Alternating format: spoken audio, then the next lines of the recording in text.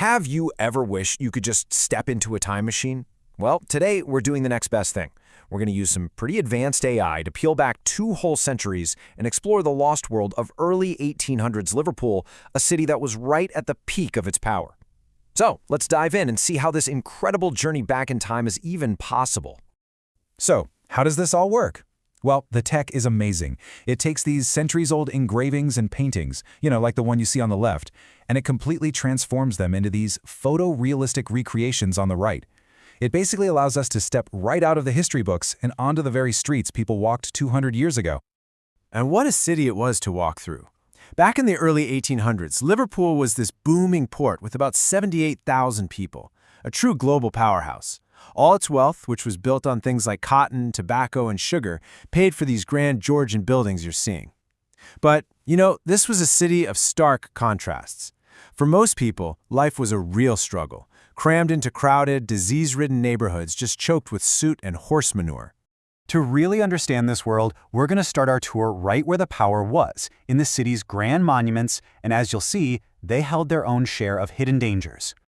Okay, our first stop is the absolute heart of Liverpool's power, the Town Hall. This wasn't just some building, it was a dazzling statement to the entire world. It was actually rebuilt after a massive fire in 1795, and its grand reopening was designed to prove that Liverpool was a major global player, no question about it. Now, what's really fascinating is how this place was set up. Downstairs, you had the council meeting for all the official business. But upstairs? Upstairs was where the real power was. In these huge grand ballrooms, the wealthy merchants and dignitaries who actually ran the city's trade would gather. And watching over the whole thing from the dome, a statue of Minerva, the goddess of commerce and wisdom. A pretty perfect guardian for such an ambitious city, right? All right, let's head down to the waterfront now. For centuries, if you were a sailor coming home from a long, dangerous voyage, you knew you'd made it when you saw the spire of Our Lady and St. Nicholas. Everyone called it the Sailor's Church, and it was this beacon rising right there above the river. That elegant spire, which they added back in 1746, was more than just beautiful. It was a crucial navigation marker for the ships. This engraving here captures it in 1808, just 2 years before disaster. One Sunday morning in February 1810, as the bells were ringing for service, the entire spire just collapsed. It killed 25 people. And the most heartbreaking part?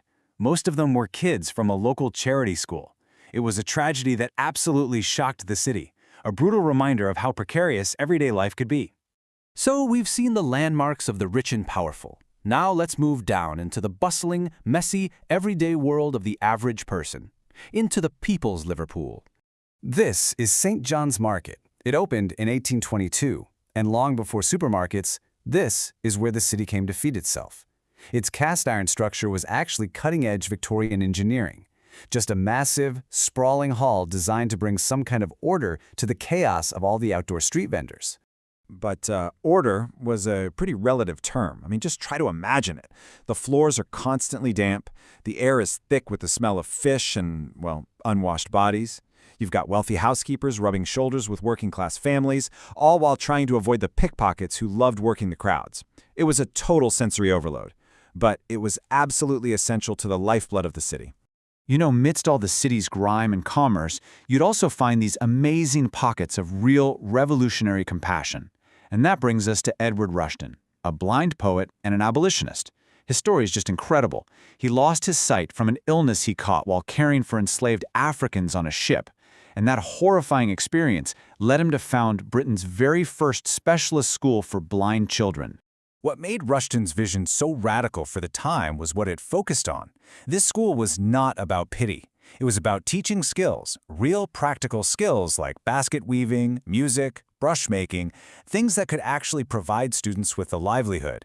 It was about offering education and dignity, not just charity.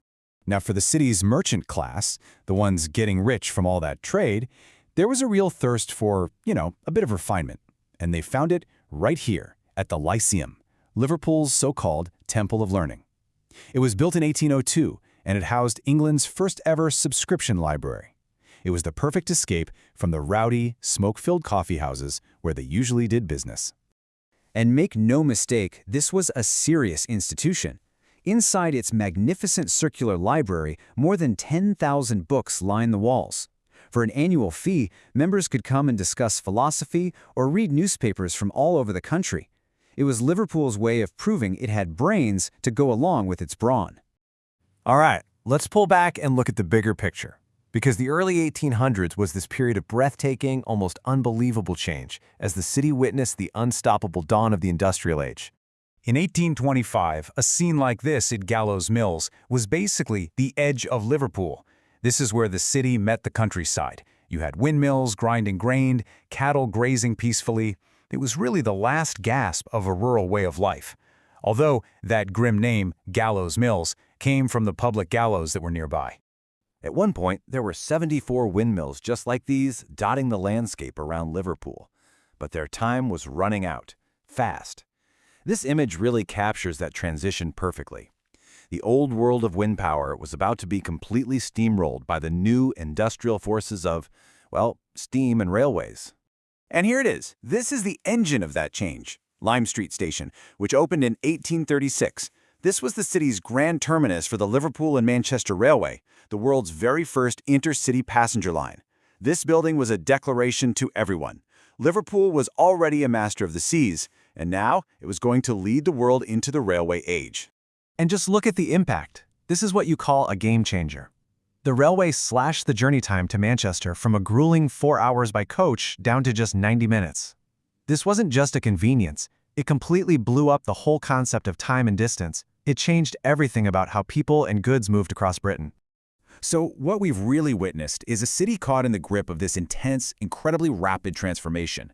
I mean, in just a few decades, Liverpool's entire world changed, from sail to steam, from windmill to railway. It was this exact period of upheaval that forged the modern industrial identity of the city we know today. And it leaves us with one final thought, doesn't it? The same force, radical technological change, that completely reshaped 19th century Liverpool is the very thing that lets us look back and see it so clearly today. So when a new technology can resurrect the past this vividly, what does it teach us about the future that we're all building right now?